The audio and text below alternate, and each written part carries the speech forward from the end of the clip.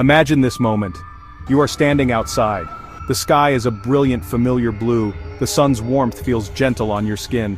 A child laughs nearby. A dog barks. Everything is precisely as it should be. But in the colossal heart of our solar system, something impossible has just occurred. The sun, our magnificent star, has vanished. It has simply ceased to exist. Yet here on Earth, you know nothing of this cosmic catastrophe. For a few precious minutes, the illusion of normalcy holds, a final fleeting gift from a star that is already gone. Your world continues, bathed in the last light of a dead sun. It resides approximately 150 million kilometers away. Light, the fastest thing in the cosmos, travels at a blistering speed, 300,000 kilometers per second. Even at that incredible speed, the journey from the sun to our planet takes time. It takes about 8 minutes and 20 seconds. So for 8 minutes and 20 seconds after the sun's disappearance, we would remain blissfully unaware. During this brief interlude, the universe gives no hint of the impending doom. The true countdown begins for planet Earth. The 8 minutes are up, and then it happens, abruptly. Not like a sunset with its gentle fading and glorious colors. This is a switch being flipped. One moment the world is illuminated, the next, it is not. The sky would snap to an absolute star-dusted black. The blue we take for granted, caused by sunlight scattering in our atmosphere, would be gone. The only source of natural light remaining in the sky would be the distant, cold pinpricks of other stars. Our own moon, which shines only by reflecting the sun's light, would vanish from sight as if it were never there. The world would be plunged into an instantaneous, profound, and permanent night. The initial human reaction would be one of sheer bewilderment and shock. Imagine billions of people all at once witnessing the day turn to night in the blink of an eye. In cities, the transition would be slightly less jarring as streetlights and building interiors would flicker on. But in rural areas, away from the hum of civilization, the darkness would be total and terrifying. The suddenness of the event would defy all logic and experience. Panic would undoubtedly set in. People would pour into the streets looking up at a sky that has become alien and wrong. This sudden darkness marks a fundamental break in the engine that drives our planet. Without sunlight, the process of photosynthesis halts immediately and globally. The planet is now running on fumes, and the clock is ticking for every living thing. Just as light from the sun takes over 8 minutes to reach us, so does its gravity. Gravity, according to Einstein's theory of general relativity, is not a mysterious force acting at a distance. It is a curvature of space-time caused by mass, and changes in that curvature, gravitational waves, propagate at the speed of light. So for the same 8 minutes that we were bathed in the sun's ghost light, we would also be held in its ghost gravity. Earth would continue its majestic, 107,000 km/h journey around the point where the sun used to be. But then, at the exact same moment the light cuts out, the gravitational leash snaps. The space-time curvature from the sun's mass would flatten. For Earth, the instruction to curve is no longer being received. With nothing to hold it in its path, our planet would obey Newton's first law of motion. An object in motion stays in motion with the same speed and in the same direction, unless acted upon by an unbalanced force. Earth would cease to orbit anything. It would fly off in a straight line, a tangent to its former orbital path. We would become a rogue planet, a wanderer in the interstellar void. This departure would not be a violent lurch. There would be no sudden jolt. The people on the surface of the planet would feel absolutely nothing. Our new trajectory would send us careening into the depths of space. Every planet, every asteroid, every comet would likewise fly off on its own tangent. Each one a lonely ship cast adrift on the cosmic ocean. With the sun's furnace extinguished, Earth transforms from a greenhouse into a refrigerator.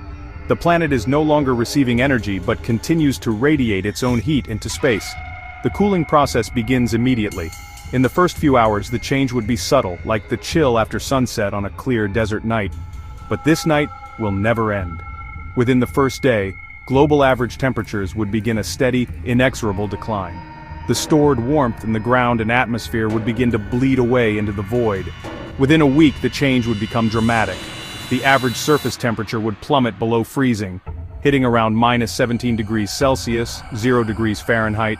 Snow would begin to fall in places that have never seen it, blanketing the tropics in a strange white shroud. Rivers and lakes would begin to freeze over from the top down. The oceans are Earth's great thermal battery. Water has a very high heat capacity, meaning it can store a vast amount of energy. While the land surfaces freeze quickly, the oceans would cool much more slowly. For months, even years, the immense volume of the seas would retain significant heat. This would create massive, planet-spanning blizzards as moisture from still warm oceans is carried over flash-frozen land. These storms would dump colossal amounts of snow, burying cities under meters of ice. The sudden end of sunlight is a death sentence for the vast majority of life on Earth. The foundation of nearly every ecosystem, photosynthesis, is gone. Plants are the first to suffer. Within days they would begin to die. Great forests, sprawling grasslands, microscopic phytoplankton in the oceans. This is the shutdown of the planet's primary food and oxygen production facility.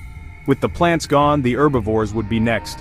Cows, sheep, elephants, deer. Within weeks, mass starvation would sweep across the animal kingdom. This would trigger the next wave of collapse. Predators would find themselves without prey. The intricate food webs would unravel with shocking speed. The roar of a lion, the song of a bird, replaced by the whisper of wind over a frozen, barren world. Animals have different strategies, but few are equipped for this apocalypse. Hibernating animals might survive longer, but would awaken to a world with no food. Scavengers would feast briefly on the dead, but their reprieve would be temporary. The scale of die-off would be unimaginable, the greatest mass extinction in Earth's history. For humanity, the sun's disappearance would trigger a desperate race for survival. The initial chaos and panic would give way to a grim, focused effort to endure. Our greatest advantage is our technology. Solar power would be instantly useless.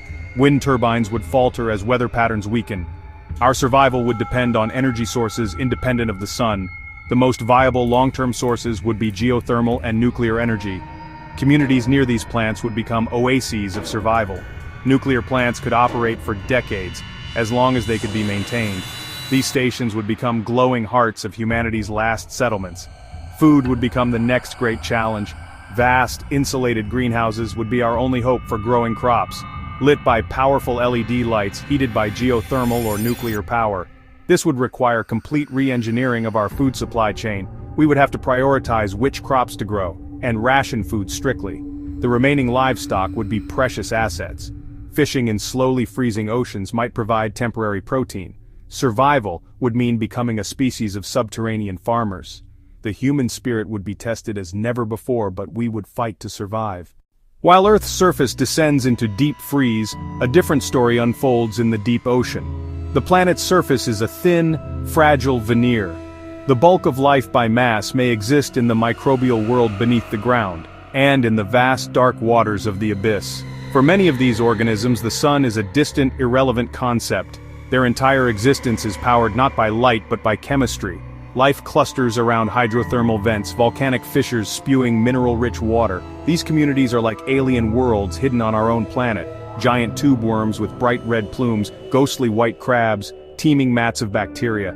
These bacteria perform chemosynthesis, using chemical compounds like hydrogen sulfide.